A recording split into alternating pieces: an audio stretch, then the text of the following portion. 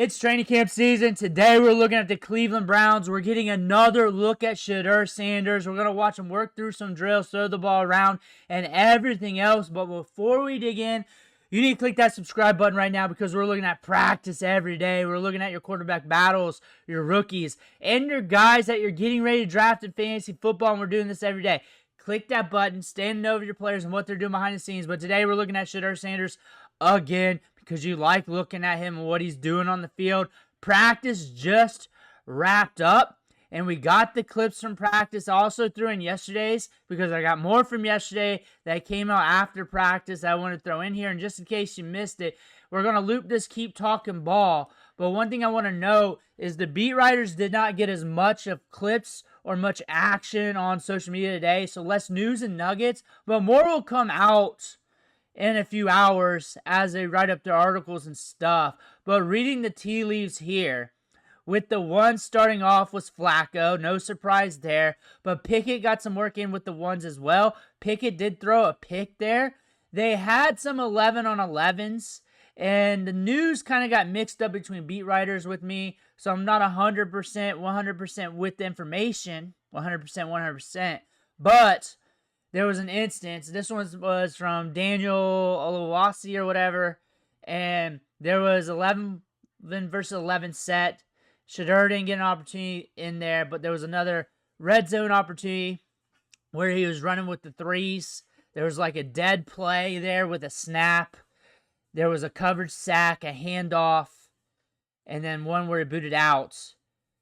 Then there's other clips of him 11 versus 11s in with today's practice. All in all, considering with the limited information, we just got to see what else comes out from today's practice. The beat writers were very limited when it came to their clips today.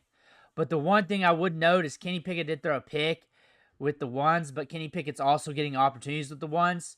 And that is something I've mentioned throughout this quarterback battle, throughout all the camps, is that they're going to lean on Kenny Pickett a bit. They're going to give him every opportunity to succeed and fail.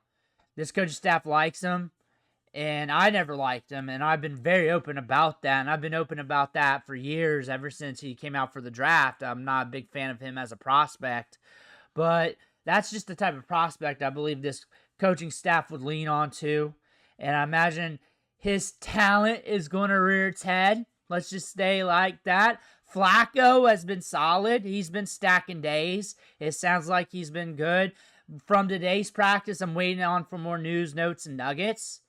All in all, when we're looking at things, here's from yesterday. You're looking at Shedeur getting the ball out. There's a miss right there.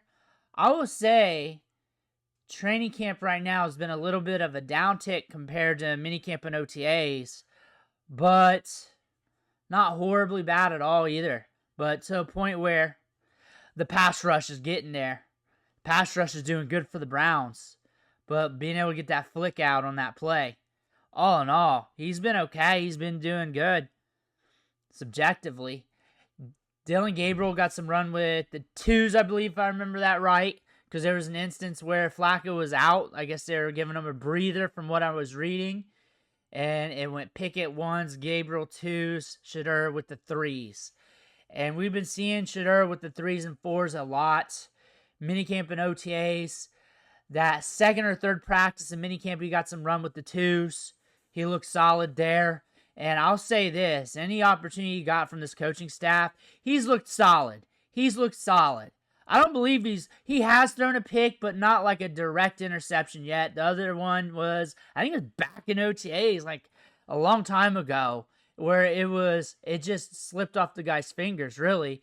He's completed a lot of his passes, a little bit less in training camp compared to minicamp and OTAs, but still rocking a decent completion rating. The first day of practice was a lot lower, but from what we're seeing here in training camp, we're still rocking pretty good, and we're still ramping up in training camp. Training camp will ramp up throughout the process. They'll turn on the gas pedal when it comes with 11 on 11, 7 on 7s, and then you get into the joint practices. That's where things will unfold.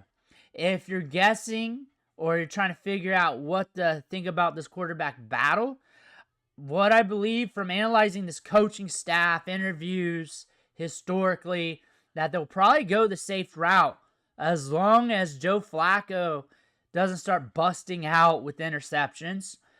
They'll probably do the same, I believe, with Kenny Pickett. I believe they'll like him more than we will. And Kenny Pickett's had his moments too. He's had some practices where he was off the mark a lot.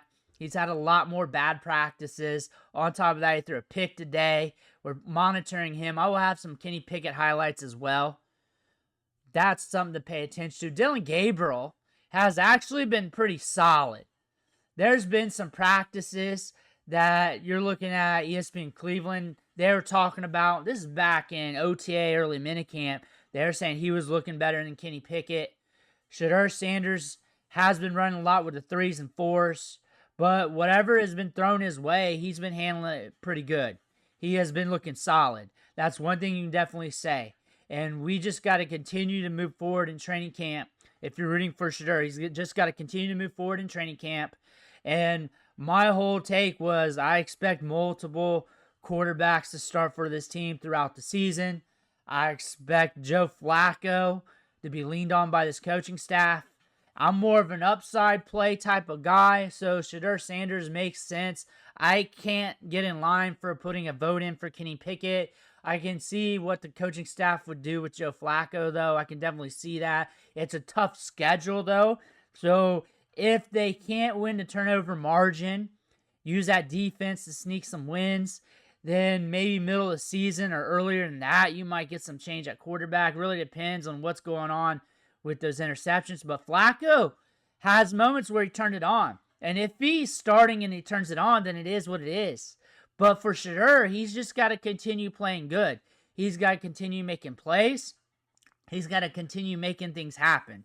If that happens, then you're also auditioning for a different team.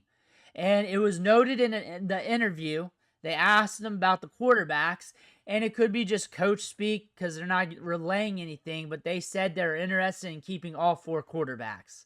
Is that truthful? Is that not? I don't know. I do know coaches will not reveal their hand to these beat writers. So whatever the beat writers really say, you got to take with a grain of salt most of the time. A lot of them have their own biases, and maybe I got a Kenny Pickett bias to where I don't like him. I never liked him as a prospect. I thought that Jordan Addison was the reason why he got put into the first round. Even when I'm talking about Jordan Addison and other videos, fantasy football content, I make Kenny Pickett jokes, and I've been doing that for years. I've been using Kenny Pickett as a line for jokes. That's where I'm at. So maybe I'm biased, but at least I'll admit it. But the thing about here is you got a coaching staff that's very conservative, and you also got the Cleveland Browns, and the Cleveland Browns are always going to do Cleveland Browns things. That's why they got that meme jersey with all the nameplates on it.